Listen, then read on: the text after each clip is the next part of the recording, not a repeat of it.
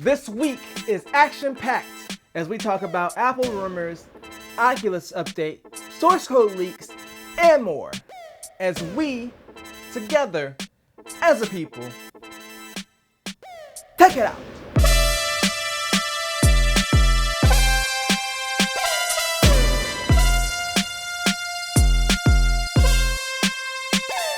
So welcome to another sensational Saturday. This is Mike, and this is Mike Texts It Out, where I bring you the tech news, and that's what I'm here to do. So, before we get to the real news, let's go ahead and get the rumors out of the way. It's been rumored by John Prosser. He's the host of some place called Front Page Tech. I haven't checked it out myself, so I don't know about it. But anyway, he claims to have seen in person. He's seen them. The Apple glasses, which apparently will be called Apple Glass. Now, this already upset me because this is the opportunity of a lifetime. This is everything lining up in the place that it's supposed to be, so it can be called eyeglass with the lowercase I and the capital G. If they don't call this eyeglass, I'm going to be very upset. Just don't throw this opportunity away, Apple, please. I've been waiting my entire life. Just don't throw it away. So he's claiming that these are going to be AR glasses, which makes sense because Apple's been heavily invested in augmented reality. So if you think of AR, think of Pokemon Go, where you have your camera and then, they place the Pokemon wherever your camera's looking, like it tries to place them on the ground and whatnot. So this will basically be glasses that allow objects to be placed in your surroundings. So think about like using maps, and then you have like actual indicators in your glasses of where things are. You can see like street signs and things like that. That's probably going to be like the most practical use for them, other than maybe like, if you're playing a song or something like that on your phone, then maybe you'll have like the track up there, because the other rumor, or the other part of this rumor, is it's going to require to be tethered to a phone, an iPhone. They're rumored to be starting at around $500, which, if that's the case, I'm already in, because I already wear glasses. If I can get more functionality out of my glasses, I need new glasses soon anyway, so you would still have to get prescription lenses if all this turns out to be true. And this apparently was supposed to be like the one last thing announcement at their fall iPhone event this year, but the rumor is they might delay it because of all the stuff that's happened with coronavirus. So it was supposed to be like the Oprah of the event. Like when they brought out Oprah at their Apple TV event, these glasses were supposed to be the Oprah. That's how big they're supposed to be. They're literally supposed to be the Oprah of the event. So we'll have to see how things shake out. Again, this is just a rumor, so it might not be true, but I hope it's true because I'm super excited about it. I mean, for people that don't wear glasses already, this is kind of going to be like a stretch. You're going to be doing something you're not used to and then wearing glasses for no reason. Apparently, they're trying to make them look like regular glasses, so you don't look half cyborg like when people were out wearing the Google Glass. I've never actually saw those in person, but I saw the pictures and I was like, if you were working in like some very high-tech job and like a Tron movie, then those might be good glasses. But the Google Glass things were ugly, so I'm really interested to see what Apple can do in this space if these rumors are true. But again, they are just rumors. But what's not a rumor? This transition over to this story about the Xbox source code, which got leaked. Man, these transitions are they're getting worse. I'm sorry.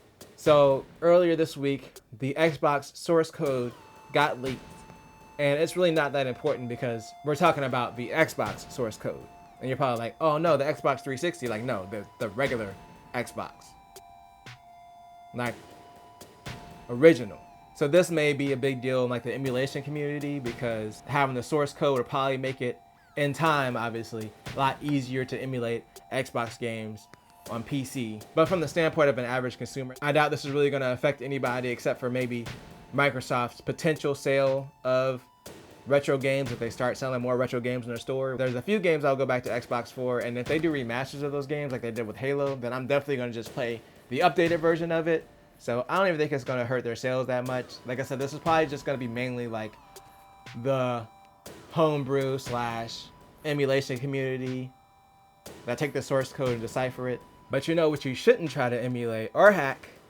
Nintendo consoles, because apparently Nintendo's back at it again with taking companies to court for selling basically switch hacks, like hack software probably hardware in some instances. And they're going at them hard. They want basically $2,500 for each injunction. So, each piece of software that they sold, plus a permanent injunction against these companies. But it makes sense because they're protecting their IP. And honestly, when it comes to stuff like that, I'm not necessarily against it if you're able to do it yourself. But I don't think that people should be profiting off of selling hacks, because you're really just selling like non-licensed, software exploits.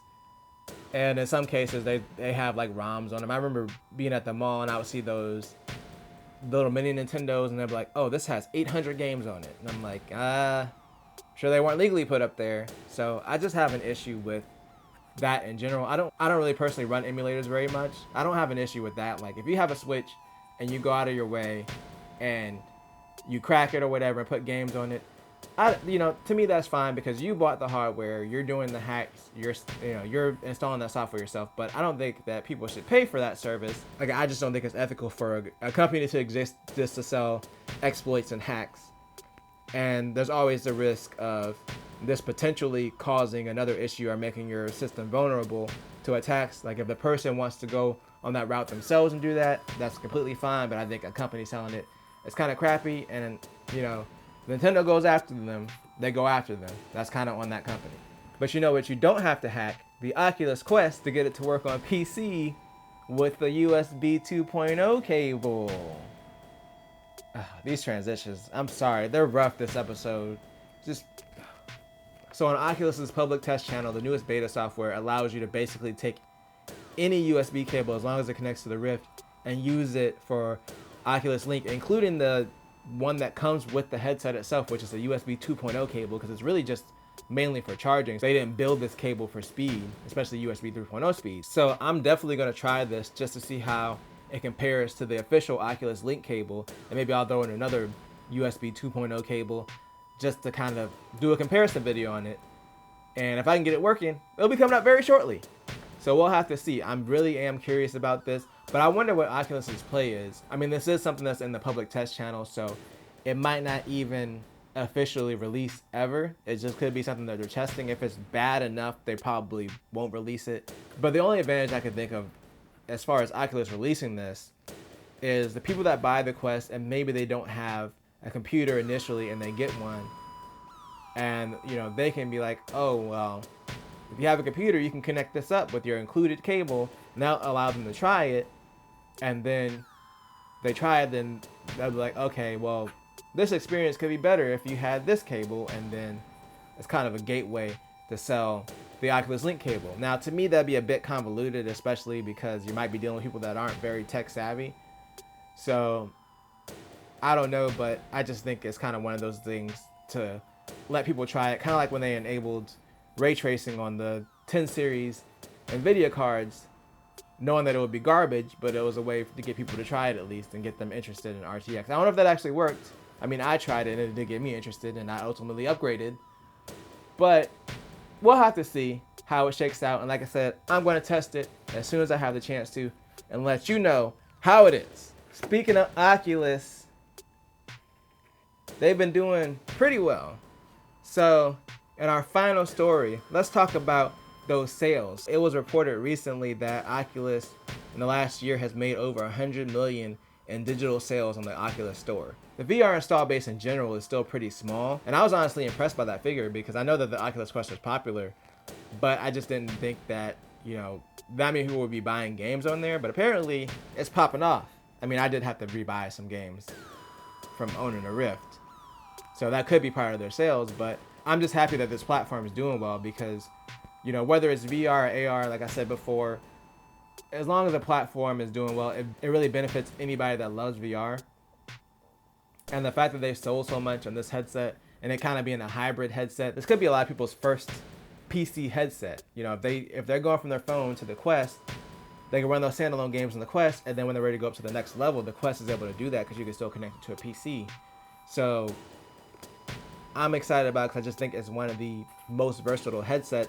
It's definitely one of the best first headsets to buy in my opinion. So congratulations to Facebook and Oculus on their sales. And there's also the Oculus Light rumor that we talked about a few weeks ago. So this whole thing could blow up even more And I'm really looking forward to hopefully another experience like Half-Life Alyx, like a AAA experience in VR. But until then, I'm gonna bring this episode to a conclusion. But if you enjoyed this video, make sure to tell a friend, tell a coworker, like, share, and subscribe, and always do at least 2 things at the same time. We out.